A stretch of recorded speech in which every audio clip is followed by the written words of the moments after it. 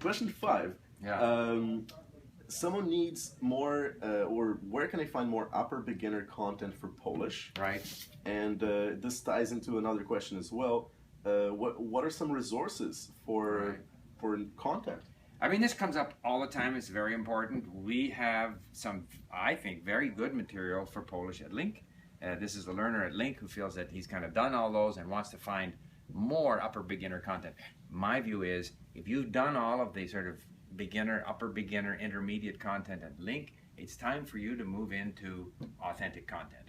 Now, having said that, I know that, for example, with Portuguese, this one LingQ member created this wonderful series of 20 lessons where she talked about her trip through Europe.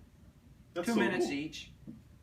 Actually, with her friend, they lost their bags. It's very much, call it upper beginner, lower intermediate, but she spoke naturally. Okay. And so we hope that at LingQ, more and more of our members. I also had one of my first Brazilian Portuguese tutors. She did also a sort of a diary. She took her kids to the zoo and all this kind of stuff. So to the extent that people will create simple diaries, simple conversations on everyday life, I think that's what we don't have enough of. We have the sort of learner-oriented, you know, this is a dog, you know, Mary, you know, is eating your cake. For the very beginning. For the very beginning. Right. And then you've got that upper level, which is, you know, literature, podcast, like the Portuguese podcast, the Brazilian podcast, CBN, that I listen to. And the intermediate stuff should be the sort of, we were hoping, you know, and we do have a lot of this kind of content, say that our members at LingQ create, where they, either it's a diary or my thoughts on this, or I talk to my friend, my husband, my wife, my girlfriend, my boyfriend, that kind of stuff. Mm-hmm. If we can get more of that with good sound quality, with a transcript, so that you can, you know, read it and learn the words, that's what we really need more of. As to finding content on the web, like you just have to Google.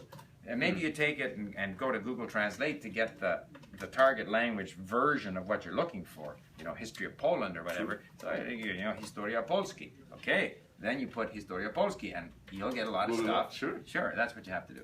Yeah, you know, for instance, I was taking a look at a link in Spanish, and I found some really cool content with regarding the culture.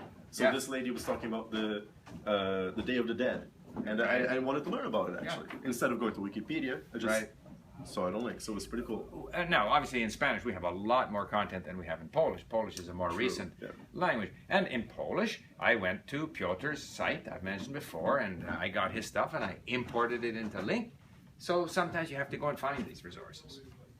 Yeah, that's true. Google. Piotr's site does real Polish, by the way.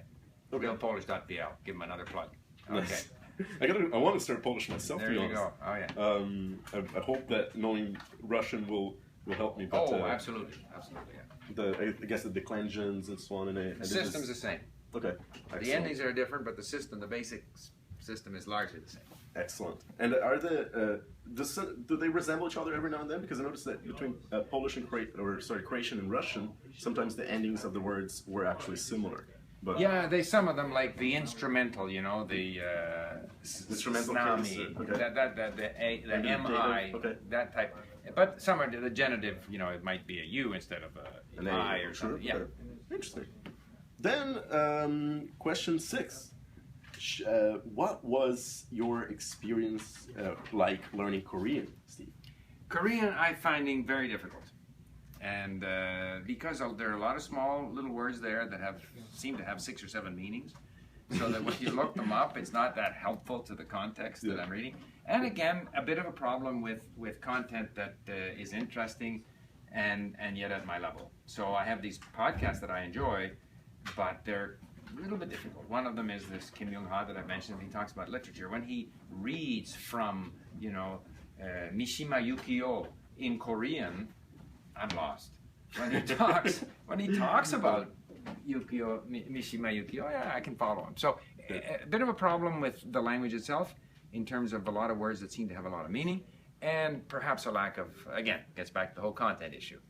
Yeah, absolutely. Yeah. Personally, this may sound hilarious, but I've been trying to learn how to sing Gangnam Style. Oh yeah, in Korean. Right. And I probably sound hilarious in it, but I'm trying to. We'll have to get a video of you singing that. Whoa. I'll have to practice. But should be fun.